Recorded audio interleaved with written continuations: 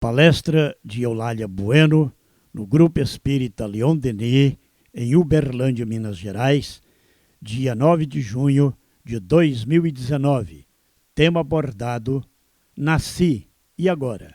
Vamos receber com muito carinho nossa irmã, companheira, amiga, Eulália Bueno.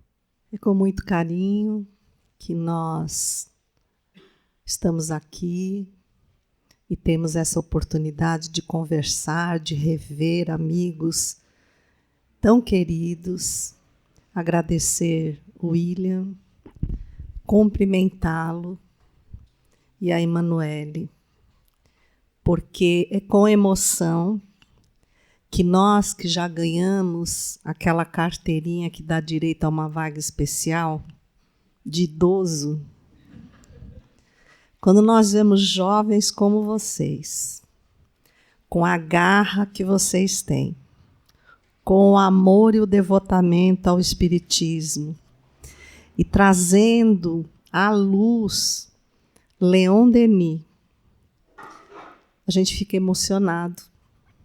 E a gente roga muito, muito a Jesus, aos benfeitores espirituais, que essa verdadeira cruzada que vocês se empenham todos os dias para realizar, com os filhos ainda pequenos, né? Que ela seja muito, muito abençoada. Que esta casa, em breve, com certeza estará na sua sede, né? As campanhas para isso estão sendo feitas com muito empenho. Então, dizer aqui para os nossos amigos, mas para quem está nos ouvindo, através de todas as transmissões, que agradecemos esse trabalho, esse carinho, e aos nossos irmãos lá fora, longe, onde o Espiritismo ainda é para bandeirantes, que eles possam sentir, viu, William? Essa tua vibração, esse teu apego ao trabalho, olha só, né? Que você possa levar ânimo para esses desbravadores, que não têm, às vezes, esse aconchego que nós temos e não valorizamos, né? Eles dariam tudo para estar aqui. Às vezes eles têm imensas dificuldades de chegar a uma casa espírita. Elas são raras quando podem ter sede. Então, isso, aqui onde nós nos encontramos, não é uma casa. Não é uma casa. Eu perguntei um dia a Maria do Rosário, como é que eu posso definir um centro espírita? E ela nos disse assim: filha, é o exato lugar onde o céu beija a terra. Então, é o exato lugar onde nós estamos agora, que possamos usufruir desse envolvimento espiritual, dessas presenças amorosas dos benfeitores, que vêm principalmente nos trazer ânimo para o enfrentamento, porque não nos damos conta como temos andado desanimados, como qualquer coisa que chega à nossa vida nos faz frear o passo. E quando nos propusemos a falar do nasci e agora, e estávamos falando com o Manuel, porque o William disse que a melhor parte foi a minha, mas não é não, a melhor parte é a dele, porque depois da morte vem a verdadeira vida. Então, o que eu tenho para falar tem o limite da matéria, e ele traz o horizonte do mundo espiritual. Horizonte esse onde estamos chegando, lastimando a oportunidade perdida. Essa oportunidade que não nos foi atirada a esmo. Quando abordamos o livro Roteiro, de Emmanuel, na sua lição de número 9, o grande educandário, vemos a dimensão do valor da reencarnação, quando o benfeitor nos fala que ao redor da Terra, recordando que esse livro é de 1938, ao redor da Terra, mais de 20 bilhões de espíritos se debruçavam, aguardando uma oportunidade de reencarnar. Aí nós olhamos para nós e só podemos afirmar: estar aqui é uma dádiva. Nascer e renascer é uma bênção. E que nós precisamos compreender em toda a sua extensão e nos empenharmos para desenvolvê-la com o melhor que temos em nós. Tarefa que não é fácil, porque estamos sofrendo a pressão psíquica desses espíritos, alguns realmente desejando a prova ou a expiação reencarnatória na Terra para evoluir, e outros tentando sabotar a oportunidade de muitos irmãos que, não compreendendo o que representa nascer, têm medo do enfrentamento, sentem-se fragilizados. E nós, por N situações no mundo, exatamente por esse atropelo em que transformamos a nossa vida, não temos o cuidado de olhar o outro, de abraçar o outro, de incentivarmos-nos uns aos outros para podermos fazer jus a essa bênção. Eu gosto muito, muito de citar o livro Ação e Reação de André Luiz, na sua lição 9, que é a história de Silas. Então, André Luiz e Hilário foram fazer um estágio de 3 anos na Mansão da Paz, dirigida por Druso, e Silas era o assistente de Druso, que ficou encarregado de conduzir André Luiz e Hilário nas tarefas que eles se debruçavam em realizar na Terra para atender irmãos em dificuldades, principalmente por algo que, graças a Deus, espírita não tem problema, que é brigar por herança. Então, graças a Deus, o espírita sabe que não adianta brigar, porque vai ficar com aquilo por um tempo e depois vai ter que deixar de alguma forma. Eles estavam em torno de um caso que, por conta do dinheiro, irmãos planejaram a morte um do outro. E hoje os seus herdeiros se sentiam assediados gravemente por esse tio que partira e que não aceitava a possibilidade que alguém estivesse usufruindo das suas posses. A situação era tão grave, que Silas se adiantou, levando um exemplo da própria vida. E André Luiz, que eu acho ele muito parecido com a gente, eu fico imaginando as caras de André Luiz quando topava com as lições em cada livro. E Silas disse: eu realmente não valorizei a reencarnação na última oportunidade que estive na Terra. E ele começa a narrar que fora filho de um advogado e de uma mãe extremada, zelosa, que exercia o catolicismo com muita devoção. Ambos vinham de famílias muito promissoras, ricas, de renome.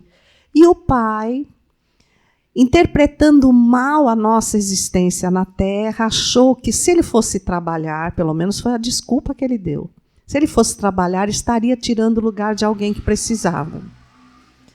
E se entregou à vida para tudo que ele gostava de fazer. Então, ler e, principalmente, frequentar festas, rodas de amigos, saraus.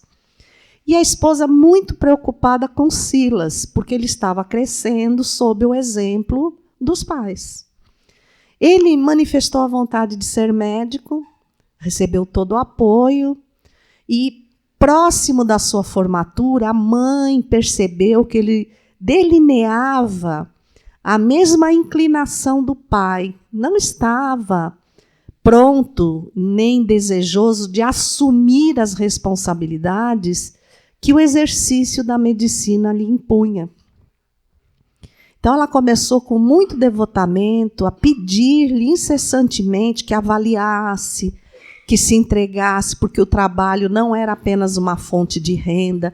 Eu fico imaginando que ela era espírita, que ela já tinha lido o livro dos espíritos, que ela já havia estudado as leis morais, né, a lei do trabalho. O trabalho é toda a ocupação útil.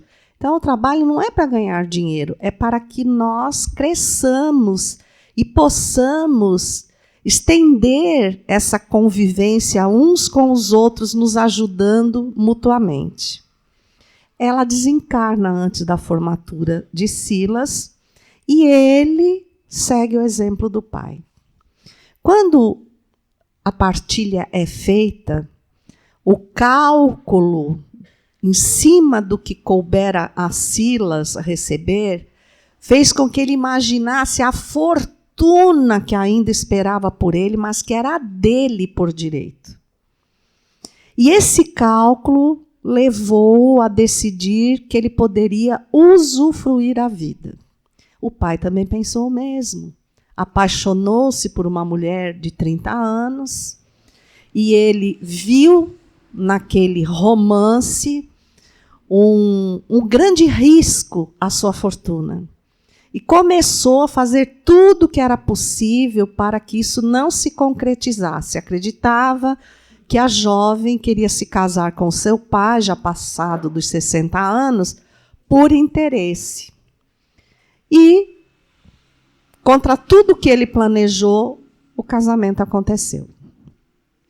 Ele, então, entrou em convivência com a família da madrasta e descobriu que ela tinha um primo muito interesseiro, uma pessoa que não gostava de trabalhar e que tinha vontade de se casar com ela, não pelo sentimento, mas pela fortuna que a sua família também possuía.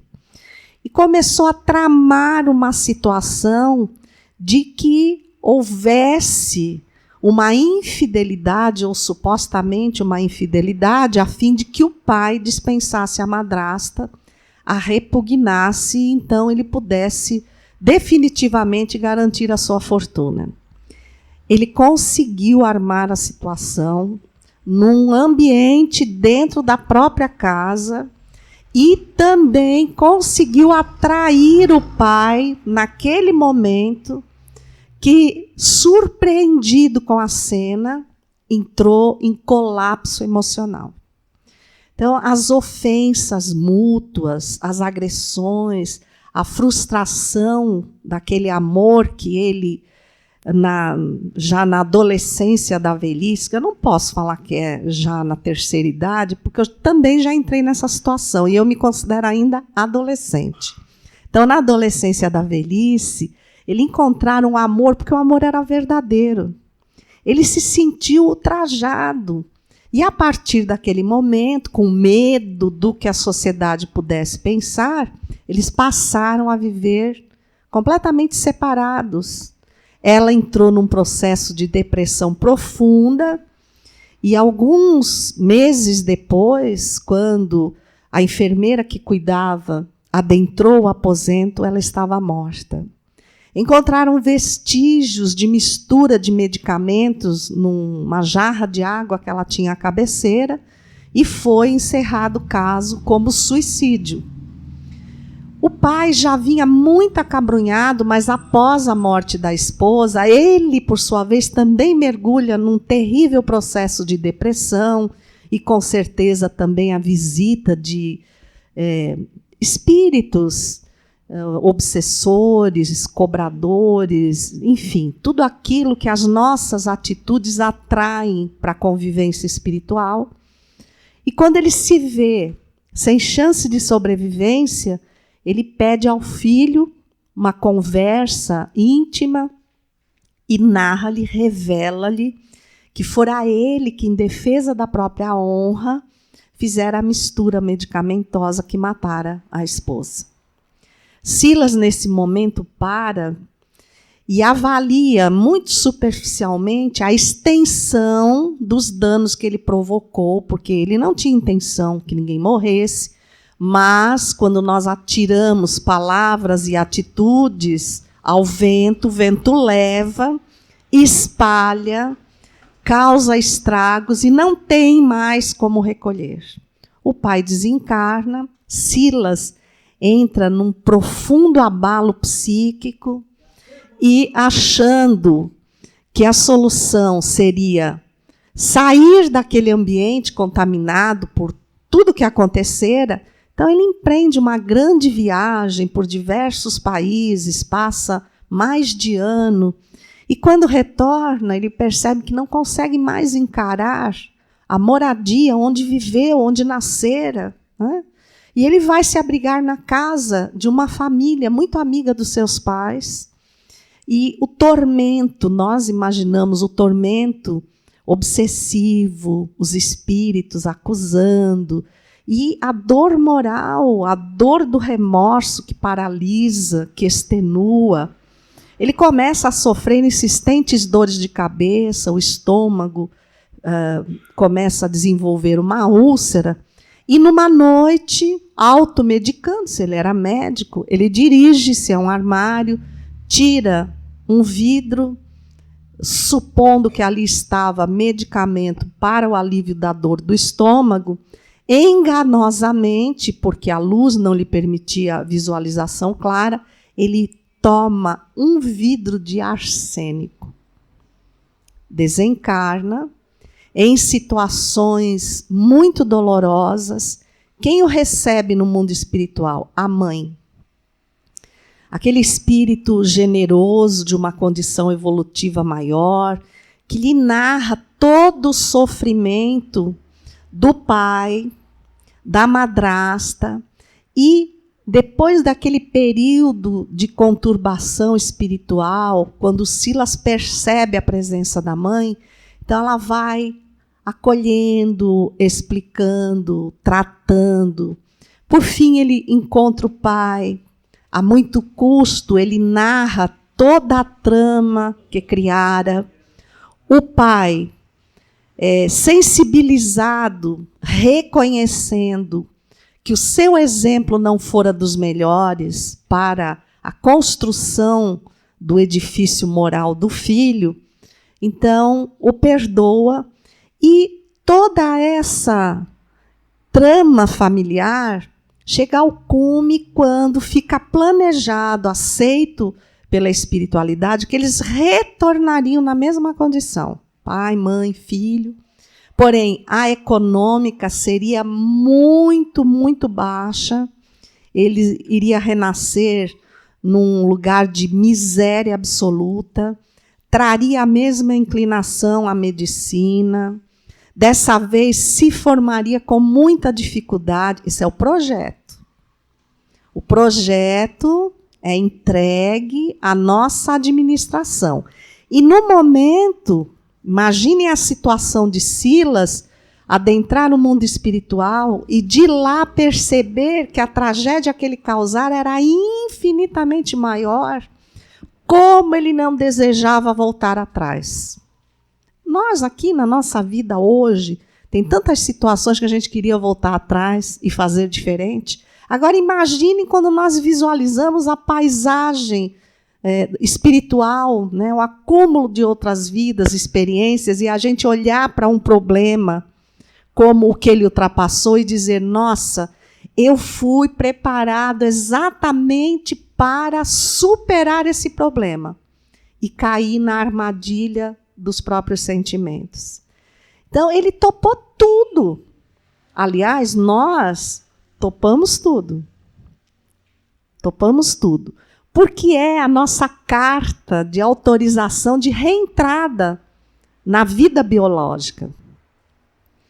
Então, ele contando tudo isso, o André Luiz já queria resolver. Mas Se você já conversou tudo, já está tudo certo, já foi planejado, por que já não resolve logo? Ele disse, porque não é no tempo que a gente quer. E quando o tema nasci e agora, eu acho que nós devemos enfatizar essa fala de Silas e refletir nela todos os dias da nossa vida. Todos os dias. Ele revela a André Luiz que todo o planejamento, veja, planejamento, ele já passou por todo o sofrimento, todo o estado de recuperação, todo o preparo, chegou no planejamento. Esse planejamento já fazia 30 anos. E não havia ainda se concretizado, porque faltava uma peça essencial nessa constelação familiar, que era a madrasta. Ela não poderia estar ausente desse grupo, ela era peça-chave de recuperação. A mãe de Silas ia por opção. Um espírito de uma condição melhor ia para amparar marido, filho, porque sabia da fragilidade espiritual de ambos. E aí Silas revela que ele não sabe onde está a madrasta, que a revolta, o sofrimento, as implicações espirituais, a que ela fora colocada. Nós não vamos falar que recebeu a imposição, porque nós sabemos que só se materializa em nossa vida, mesmo que o planejamento seja muito efetivo, só vai se materializar aquilo a que nós damos campo vibratório. Então, ela era, com certeza, um espírito em profundos débitos. Talvez ali despontasse uma oportunidade dela se sentir mãe, dela colocar para fora sentimentos que a auxiliariam na recuperação de si mesma, mas tudo isso naufragou no início de um plano que Silas fez por um valor que para a alma não significa absolutamente nada, embora no corpo a gente não consiga pensar dessa forma, né? Dinheiro é indispensável. E aí ele fala que não sabe onde está a madrasta. Então, André Luiz lhe pergunta, mas e Druso? Né? O Druso, outros espíritos como ele, não sabem onde ela está? Com certeza sabem. Minha mãe provavelmente sabe. E por que eles não contam? Porque tem que ser uma conquista minha. Então, ele teria que encontrá-la. Com certeza, ela estaria em dificuldades muito grandes. Ele deveria ser o enfermeiro da alma, daquele espírito em aflição.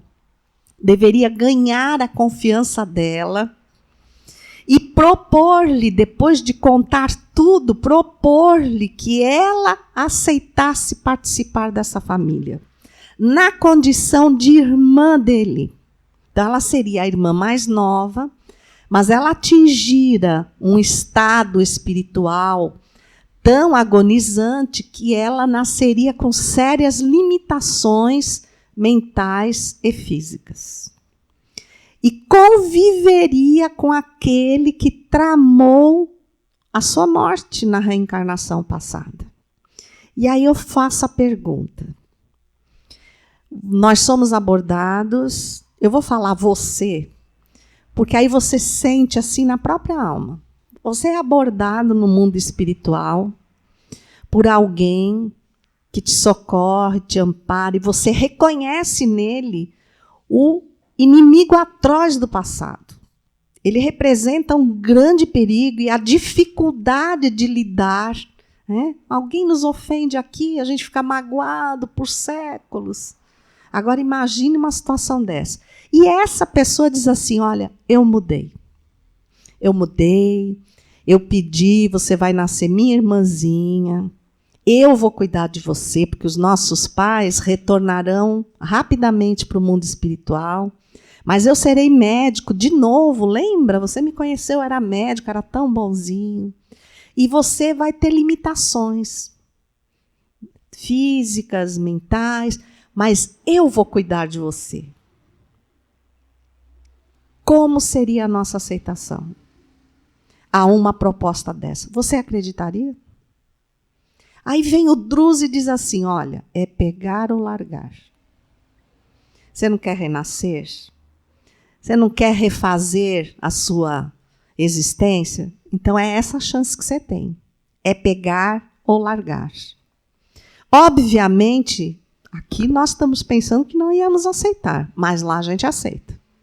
Aceita porque nós não estamos tendo apenas essa imagem estreita de agora. Nós estamos vendo a amplitude, estamos vendo que talvez a nossa condução moral criou todo aquele obstáculo, criou toda a fragilidade ao redor que levou a um desfecho trágico e que muito que me competia fazer antes, que poderia ter evitado essa situação, independente do Silas ter planejado, eu poderia ter feito algo que me removesse dessa sintonia.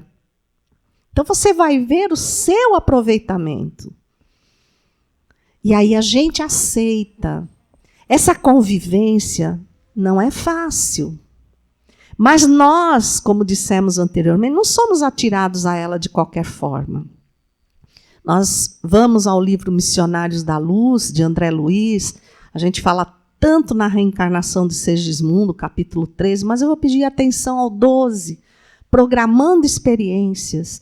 Quando, novamente, André Luiz visita o departamento de planejamento reencarnatório e vê verdadeiros sábios, cientistas espirituais, debruçados sobre pranchetas, a gente não consegue imaginar isso, como grandes engenheiros genéticos, mas da genética da alma. Então, aquela característica do corpo, que para nós, vista do campo biológico, é determinante, na realidade, ela é uma programação da condição do espírito. E eles vão desenhando o arcabouço das futuras células do corpo que será constituído para atender às minhas necessidades espirituais. E aí eu comparo aos arquitetos, aos engenheiros que planejam um edifício, né, a dificuldade, as minúcias dos cálculos, e eu faço parâmetro com eles. Minuciosamente montando, digamos assim, uma maquete do que será o nosso futuro corpo físico, planejando só em torno de 75 trilhões de células. Nenhumazinha delas vai deixar de atender às propostas do espírito. Os compromissos que nós assumimos, elas são correspondentes ao campo de energia que nós geramos. Depois de todo esse planejamento, ele admira um modelo feito de um material que ele não consegue bem definir para nós, mas que parecia um cristal translúcido, onde se deixava ver todas artérias, veias, vasos, músculos, nervos, e toda a fluidez do sangue, dos líquidos corporais, de uma beleza infinita.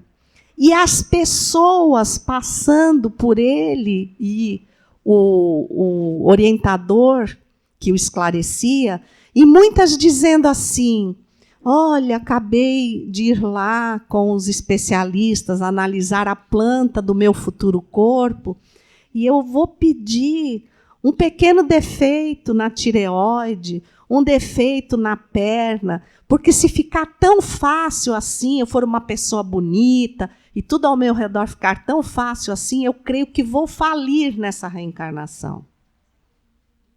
Prestem atenção. Lá ninguém vai pedir olhos verdes, nem cabelos com escova progressiva, nem para ter 1,80 m e olhos azuis, para ser bonita assim que nem o William, né? Nem como a Emanuele. Não, a gente vai lá, olha e fala: gente, mas está perfeito demais, não me dá isso não, porque eu vou falir. Arruma aí um probleminha, né, hormonal, sei lá, um nariz adunco, uma orelha de Spock, alguma coisa assim que me prejudique a beleza, que não me atire a sensualidade. Gente, quando veio o tema Nasci e Agora, eu imediatamente rememorei tudo isso. E no meu coração veio, e agora? E agora agradece. Agradece. Mas não é um agradecimento obrigado. É a gratidão exalando de nós por sabermos que tantos espíritos, porque olha a capacidade desses espíritos para fazerem esse planejamento, desses espíritos se dobrarem sobre nós e compara a cada dia da sua vida que você acorda de manhã e diz, meu Deus, hoje é segunda-feira. Vai começar tudo de novo. Pensa que bilhões de espíritos estão dizendo, quisera eu ter essa segunda-feira. Quisera eu estar aí no seu lugar. E neste momento em que nós olhamos ao nosso redor e dizemos, meu Deus, eu estou me empenhando para ser um bom espírita. Eu até já me inscrevi nos cursos lá do GELD. Estou ajudando a equipe na nova sede, estou empenhado. Mas o que vai adiantar? Ao redor está tudo conturbado. O mundo num tumulto profundo. E agora? E agora? E agora que tantos espíritos fizeram aquele planejamento, você vai jogar isso fora? Porque você não vai responder pelo que os outros estão fazendo. Nós vamos chegar lá, eu acredito que a gente entre, sou eu idealizando, a gente entre por um lugar assim, um museu de nós mesmos. Vocês já pensaram? Um memorial de nós mesmos? Não precisa nem umbral, gente. Umbral se torna dispensável para os espíritas. Eu acho assim, um memorial de nós mesmos. Vamos nos poupar das reencarnações anteriores. Deixa só uns lampejos. Porque nós não vimos para resolver tudo das reencarnações anteriores. O nosso corpo não suportaria a carga energética do nosso espírito. Então, o que eles fazem? Eles olham o lado que precisa ser consertado, mas valorizam as virtudes que nós já atingimos, as coisas boas que nós já fizemos, e trabalham um mecanismo celular para que das células exale luz para nos incentivar a amar o instrumento biológico, que é o nosso corpo, e perceber quanto ele é importante para nós, quanto nos foi confiado nesse planejamento, mas muito mais que isso. Chegar agora em casa, olhar assim ao redor, eu também acho que nós não vamos ter essa oportunidade, mas a gente conhece alguém que vai ter e que a gente vai aconselhar. Olha, você que tem problema na família, espírita também não tem. Né? Só renasceram espíritos elevados ao nosso redor e nós somos o druso da equipe. Né? Nós somos sempre o espírito mais evoluído, que os outros ficam testando, que os outros ficam criando obstáculos para que o bem que está dentro de nós se espalhe. Mas, enfim, chega em casa, pensa naquela alma que foi assim, sob medida, que briga com você, que se estranha. Pensa que ela podia ser a madrasta. Que, de repente, porque todos nós temos, não foi só o Silas, não, Madrasta no sentido de que o planejamento dele foi em torno da madrasta. Mas em nossa vida há sempre um espírito que, apesar de tudo, aceitou reencarnar conosco. Deu-nos o voto de confiança. Óbvio, ele vem para desafiar a nossa paciência, para que a gente prove tudo que a gente disse. Ué, você disse que mudou, você disse que é uma pessoa melhor, então estou te testando. E não estou te testando para mim, não, estou te testando para você mesmo. Porque como é que seria a convivência do Silas com a madrasta reencarnados? Vocês acham que eles seriam irmãos que se amariam profundamente? Ia ter uma estranheza. Talvez a presença do irmão a fizesse entrar em processos de desequilíbrio limitada mental e fisicamente. Nem conseguimos imaginar os trejeitos, os debates que ela teria de ver simplesmente o irmão se aproximar dela. Porque a recordação, a sensação marca muito o espírito. Por isso a gente às vezes chega perto de alguém e diz assim, meu Deus, tudo bem, está na minha família. A gente vê isso entre pais e filhos. Tantos pais que chegam a nós e dizem assim, o que eu faço? Eu não consigo amar o meu filho. Aí eu pergunto, mas você o odeia? Não. Falei, que maravilha, já há uma evolução. Então, ser pai e filho é para aprender a amar. Eu nasci e agora pense no melhor que você possa oferecer a você mesmo. Porque tudo que nós dirigimos ao outro, nós estamos construindo para nós mesmos. Nas nossas convivências familiares vão ter desafios inúmeros, porque estamos na Terra, é um planeta de expiação e provas.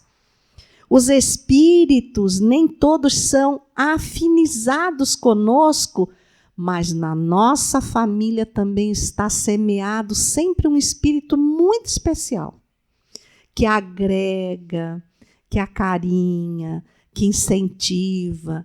Podem perceber. Há um fiel da balança, tirando a gente. Não vamos dizer que nós somos o espírito que congrega. Não. Tiremos a nós mesmos e olhemos ao redor. Por exemplo, a família de Silas, a irmã seria a grande dificuldade de conquista naquela vida, mas a mãe seria o anjo tutelar, relembrando a todo momento os compromissos assumidos por Silas. E nós, queiramos ou não, nós temos lembranças que emergem. Tem tanta gente preocupada em fazer regressão de vidas passadas. Eu quero saber o que eu fui. Nós não precisamos saber o que nós fomos. Porque nós já sabemos o que somos. É só olhar as nossas tendências. Mas eu quero deixar aqui um aviso amoroso para vocês. Conforme nós vamos explorando as nossas tendências, que sabemos que não são lá muito boas, e nós temos ciência disso. Ninguém, por exemplo, aqui vai dizer assim, não, a impaciência é uma virtude. Ninguém pode falar. Eu posso dizer assim, eu sou impaciente. Então, se eu admito que eu sou impaciente, já sabe que o compromisso da reencarnação é a paciência. Então, todo mundo vai vir desafiar a sua paciência para que desenvolvamos essa virtude. Isso é óbvio. Isso vai nos trazer à tona da nossa responsabilidade. Só que, se eu falar assim, eu sou impaciente, quem gostar de mim vai ter que gostar do jeito que eu sou. Eu estou me vinculando à impaciência que não nasceu agora. Eu estou puxando uma cordinha. E cada ato de impaciência que eu tenho puxa um pouco do meu passado. De repente eu tenho lá um insight, não vejo, mas eu sinto uma coisa pavorosa. É algo que veio à tona, uma advertência de uma lembrança passada para reavivar o seu compromisso nessa reencarnação. Então, as lembranças necessárias são espontâneas. São espontâneas. Percebam, elas não vêm com nomes, não vêm com cenas, mas são sensações. Eu vou começar uma fase nova na minha vida, de repente eu tenho esse objetivo de crescimento, mas de repente eu começo a sentir uma angústia, um medo, uma vontade de recuar. E aí eu falo, não, os bons espíritos hão de me inspirar para a melhor escolha. Mas é a escolha que é a sua prova. Como é que eles vão simplesmente dizer, olha, escolhe por aqui, escolhe por lá? Vejam a lição de Silas. Todos sabiam onde estava a madrasta, mas ninguém podia falar. Vai à escola, a prova, a professora vai chegar lá e falar, estou te dando a prova, mas vamos lá, eu vou te dar os resultados? Claro que não. Então, a grande prova, e a prova é para que nós tenhamos ciência da condição em que nos encontramos, se nós já somos resistentes àquela situação. E encarar, nós temos que encarar. O medo é a advertência de que devemos tomar cuidado, não agirmos por instinto, analisarmos demoradamente algumas condições, para só então depois tomar a atitude. Então, entre medos, alegrias, há tantas pessoas que dizem assim, nossa, eu tenho uma sensação que eu preciso me vincular a um trabalho de mediunidade, eu preciso me vincular a um trabalho voluntário. E por que já não se vinculou? Ah, porque eu tenho medo de assumir um compromisso, porque eu sou aquele tipo de pessoa que quando eu assumo é para fazer. E aí não assume nada. Porque fica, não, mas se eu assumir e não fizer depois, vou falhar. Enquanto não faz, está falhando. Criar o hábito é aceitar os desafios. Não, eu sinto que preciso me vincular a um trabalho voluntário. Eu faço isso hoje. Aproveito que esse incentivo está vindo de dentro e faço isso hoje, porque é exatamente o compromisso que vai trazer o comprometimento. Porque o compromisso vem de fora. Né? A tal hora eu tenho que estar lá no GELD para o trabalho. O comprometimento vem de dentro. Ai, hoje eu tenho o GELD para o trabalho. Olha que diferença. O compromisso é pesado. Meu Deus, hoje é domingo e eu tenho... Fazer o quê, né? Tenho trabalho lá no GELD. Comprometimento é de alegria. Que bom que hoje é domingo e eu tenho trabalho no GELD. Então, o compromisso da reencarnação vem nos convidar ao comprometimento com ela. Porque se ela está numa condição ruim, dolorosa, rotineira, não é a vida. É a forma como nós a administramos. É a forma como nós a estamos enxergando. Mas se olharmos para trás, formos lá novamente ao livro Roteiro e lembrarmos que existem bilhões de espíritos, ainda mais nesse momento que se aproxima da transição, vocês imaginam quantos queriam estar no nosso lugar? Porque é um momento decisivo na Terra, não é? Então, assim, vamos começar pelo lado bom. Se vai haver um casamento na família, quem é que nós convidamos para o casamento? Você convida os desconhecidos? Você convida os íntimos, os que vivem o elo amoroso da convivência, aqueles que você quer que façam parte desse momento como testemunhas. Mas se há um velório, quem é que vai?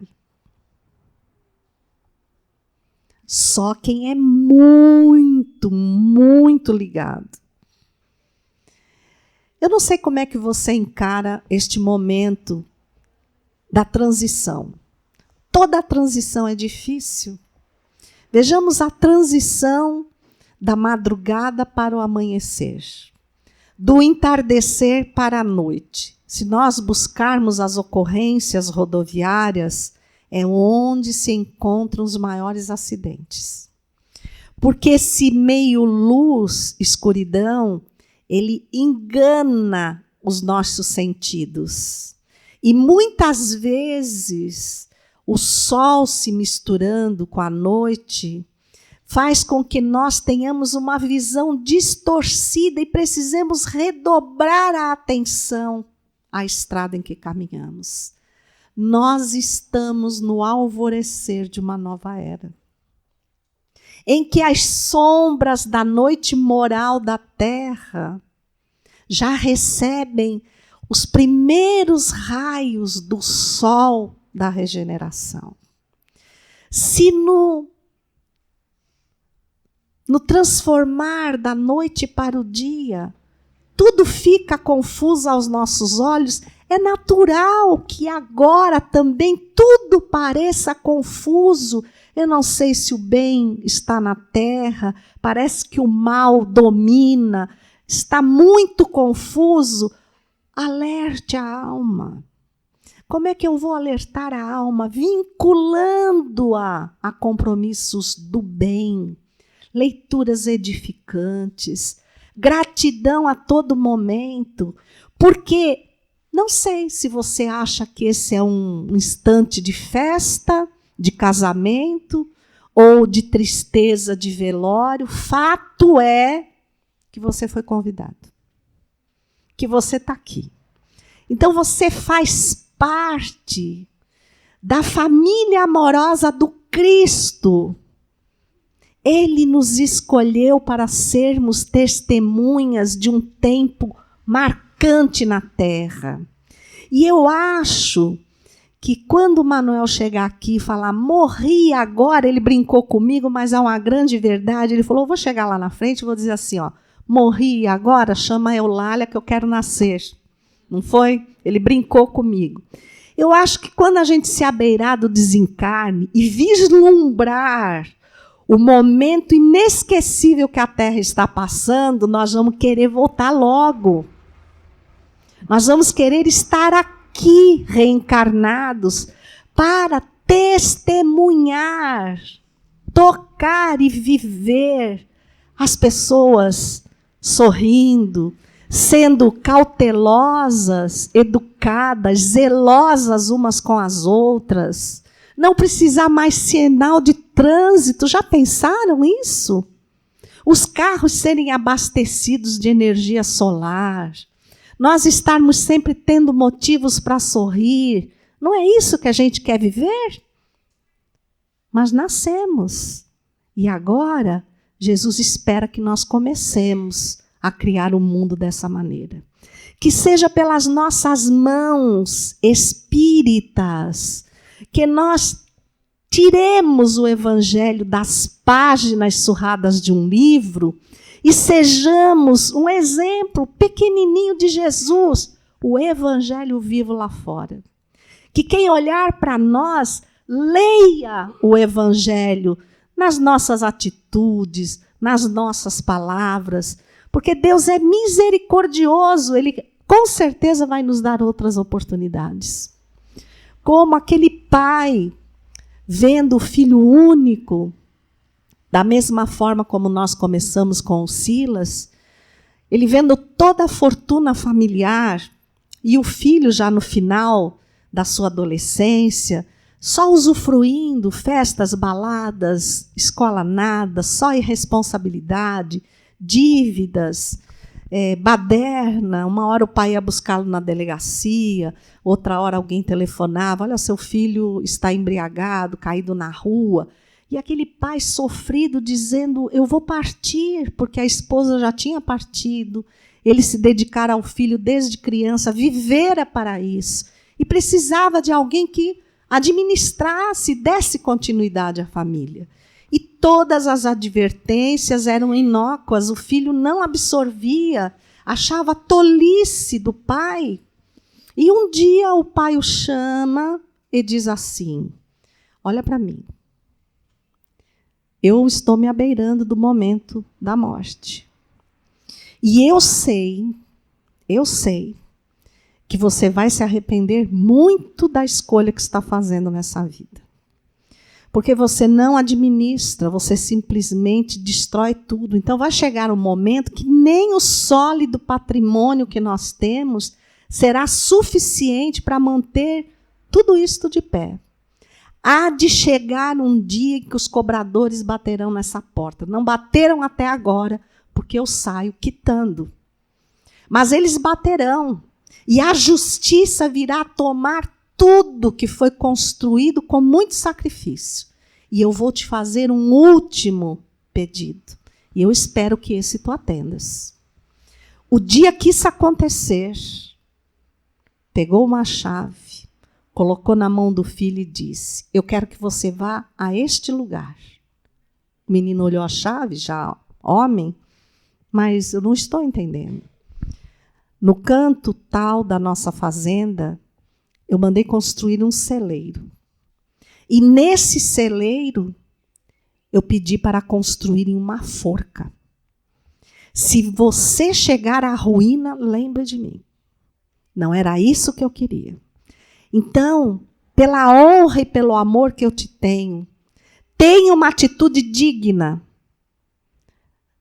Antes que tomem, se enforque. Retire-se da vida, para que não se arrependa terrivelmente depois. Que conselho! E tudo que o pai planejou aconteceu. Aquele rapaz que achava um absurdo, que ficou revoltado com essa sugestão do pai, naquele momento só conseguia pensar nisso. E aí ele correu para o celeiro. Os empregados já tinham ido embora, perderam todo o respeito, avisaram que a justiça estava vindo, tudo estava penhorado, tudo seria tomado. Ele perdera tudo. Ele lembrou-se do celeiro. Com lágrimas nos olhos, pela primeira vez ele rodou a chave naquele cadeado, abriu a porta e lá estava a forca. E a coragem. Ele olhava a forca e não tinha coragem, mas lembrava-se do pai. Quando as vozes se aproximaram, num ímpeto, ele correu, pôs o laço em volta do pescoço e se atirou. Mas a forca fora erguida com cálculos de amor, para não suportar o peso dele.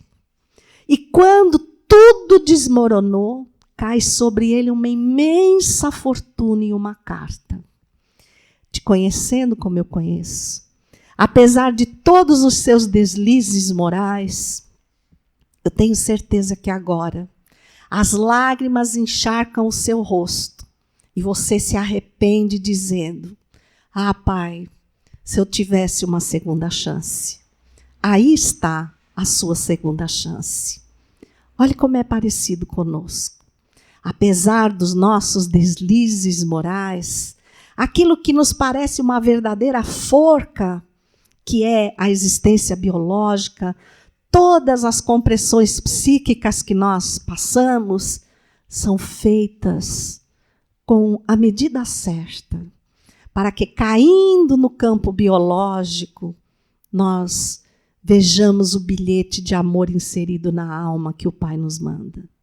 Eu sei que neste momento você está pedindo uma segunda chance, com muito amor do seu Pai, Deus. Nasci e agora agradeça e faça desta a sua melhor vida. Muita paz e muita gratidão. A palestrante Eulália Bueno acabou de discorrer sobre o tema Nasci e Agora.